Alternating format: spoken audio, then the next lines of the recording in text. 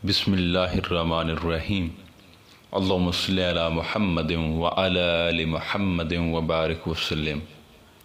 انما الاعمال بالنیات، اعمال کا دار و مدار دل کی نیت پر ہے۔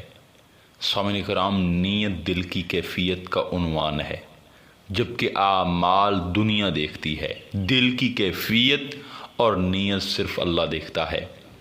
اگر دلوں کی کیفیت ایسی ہو جائے کہ اس میں اللہ کے سوا کوئی طلب اور حرص نہ رہے تو اللہ رب کائنات کو نفس اور دل کی سخاوت صفائی اتنی پسند ہے کہ اگر بندہ گنہگار بھی ہو تو رب اسے اپنے قریب کر لیتا ہے۔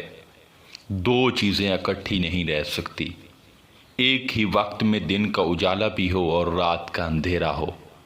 یہ دو متضاد چیزیں ہیں۔ جس طرح دن کا اجالا اور رات کا اندھیرا اکٹھا نہیں ہوتا، اس طرح اللہ کی ذات کے ساتھ صدق و اخلاص، وفاداری اور اللہ کی محبت اس دل میں نہیں آتی کہ جس دل کے اندر اللہ کی مخلوق کے ساتھ نفرتیں، کدورتیں، حرص کی پلیدی ہو۔ کیونکہ اللہ عیب تلاش کرنے والے کے دل میں جو ہے وہ خیر نہیں اتارتا۔ وہ کہتا ہے کہ میرے بندے ایک جگہ تعلق رکھ، یا مجھ سے رکھ یا شر طلبی سے رکھ، یا لوگوں کے عیب تلاش کرنے سے واسطہ رکھ یا مجھ سے خیر طلب کرنے سے واسطہ رکھ۔ میاں محمد بخش صاحب کیا خوبصورت بات فرماتے ہیں۔ وہ فرماتے ہیں کہ میں برے کو ڈھونڈنے کے لیے چلا تھا، زمانہ بھر دیکھا لیکن مجھے برا کوئی نہ ملا۔ جب میں نے اپنے اندر نظر دوڑائی تو مجھ سے برا کوئی اور تھا ہی نہیں۔ سامعین کرام، یہ صوفیاء کرام کی شان ہوتی ہے کہ وہ اپنے آپ کو برا کہتے ہیں، حالانکہ وہ برا نہیں ہوتے۔ وہ لوگوں کے شر کو نہیں دیکھتے بلکہ اپنے نفس کے شر کی طرف جو ہے وہ توجہ کرتے ہیں، جبکہ دنیا دار خود کو چھوڑ کے، خود کو پارسا کہہ کے لوگوں پر فتوے لگاتے پھرتے ہیں۔ لوگوں کو وہ جو ہے جہنم رسید کر رہے ہوتے ہیں اور خود کو جنت کا ٹکٹ جو ہے اس کا پروانہ تھما کے بیٹھے ہوتے ہیں۔ تو اللہ پاک اپنا جو ہے کرم نہیں کرتا اس دل پر جس دل میں غلاظت ہوتی ہے، جس دل میں مخلوق کی برائیاں ہوتی ہیں۔ چونکہ اگر اللہ کسی کے دل میں اپنا نور دے دے تو زمین و آسمان کی وسعتیں بھی اس دل کے مقابلے میں جو ہے وہ تنگ ہو جاتی ہیں۔ سمجھ آئی بات کی؟ یہ نفس کی سخاوت ہے، یہ دلوں کی وسعت ہے، یہ نفس کی پاکیزگی ہے، یہ دلوں کی پاکیزگی اور طہارت ہے، اور یہ مزاج کی وسعت اور سخاوت ہے کہ جس میں کسی شخص کے عیب کو دیکھنے کی گنجائش نہیں رہتی۔ آقا علیہ السلام نے فرمایا کسی شخص کا ایمان پختہ نہیں ہوتا جب تک اس کا دل استقامت پہ نہ آ جائے، اور دل استقامت پہ نہیں ہوتا جب تک اس کی زبان استقامت پر نہ آ جائے۔ زبان کی صفائی دل کی صفائی کا آئینہ دار ہے۔ جن لوگوں کے دل صاف ہو جاتے ہیں تو سال ہر سال ان کی مجلس میں بیٹھیں، وہاں کسی کی غیبت نہیں سنیں گے، آپ کسی کا عیب نہیں سنیں گے، کسی کی برائی نہیں سنیں گے، کسی پر تہمت نہیں لگائیں گے، کسی کا نقص نہیں بیان کریں گے۔ جس زبان پر کسی کا نقص نہیں آتا سمجھ لیں وہ دل نقص سے پاک ہے۔ جس کی زبان پر کسی دوسرے شخص کا عیب نہیں آتا سمجھو اس کا اپنا دل عیب سے پاک ہے۔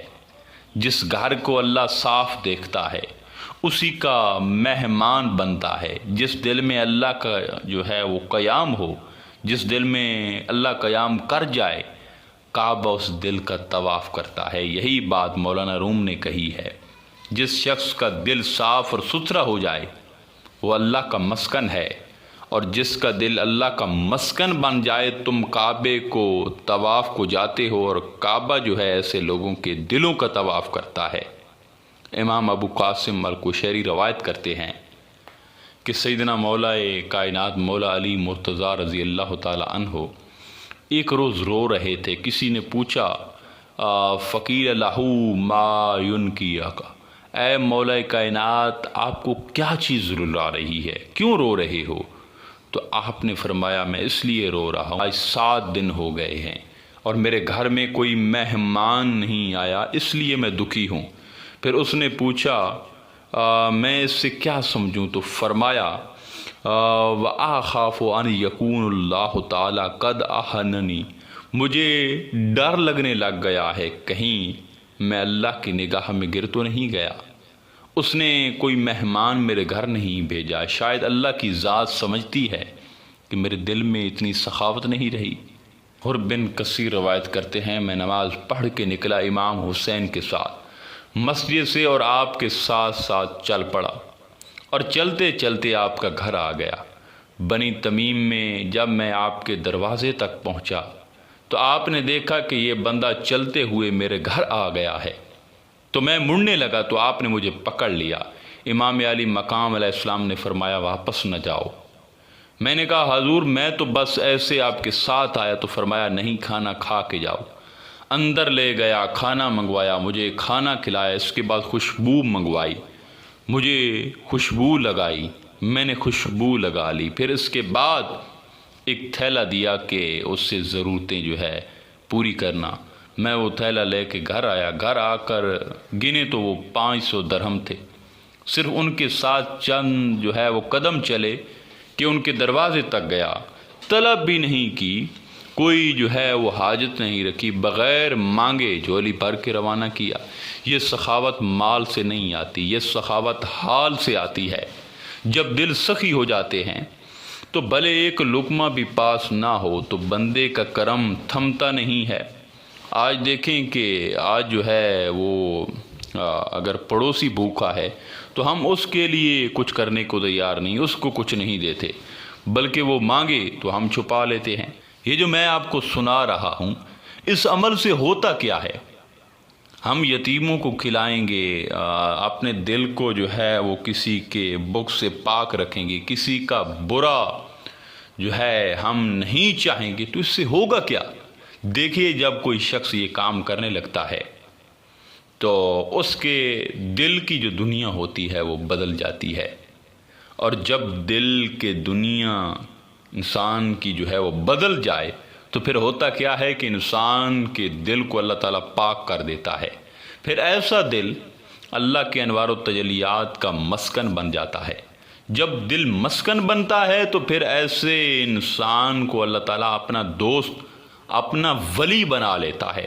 جب ولی بنتا ہے تو پھر کیا ہوتا ہے؟ دیکھیے جب کوئی شخص اللہ کا ولی بنتا ہے، جب اللہ رب العزت کسی کا ولی ہو جاتا ہے تو وہ ہر روز 70 مرتبہ اپنے اس بندے کے دل کو دیکھتا ہے۔ وہ بندے کے دل کو اس لیے دیکھتا ہے کہ اس کا دل میری یاد سے غافل تو نہیں ہے، یعنی وہ اپنا سمجھتا ہے۔ سمجھ آئی بات کی؟ دیکھیے دو شخص سے میں مثال دیتا ہوں۔ ایک شخص آپ کا دشمن ہے یا آپ کو اس سے سروکار نہیں، تو وہ چاہے کیا کرتا پھرے، غفلت کرے، جو بھی کرے، تو آپ کو وہ برا نہیں لگتا۔ لیکن جو آپ کا دوست ہوتا ہے تو پھر جو اللہ تعالیٰ جو ہے اپنے دوست پر نظر کرتا ہے تو اس میں دو حکمتیں ہوتی ہیں۔ ایک حکمت یہ ہوتی ہے، ظاہری پہلو یہ ہوتا ہے کہ اللہ تعالیٰ اس دوست پر اس لیے 70 مرتبہ نظر کرتا ہے کیونکہ 70 بار ہی اس کے دل پر تجلیات نازل کرتا ہے، رحمتیں نازل کرتا ہے، اس پر خوش ہوتا ہے، اس کے حال کو بدلتا ہے۔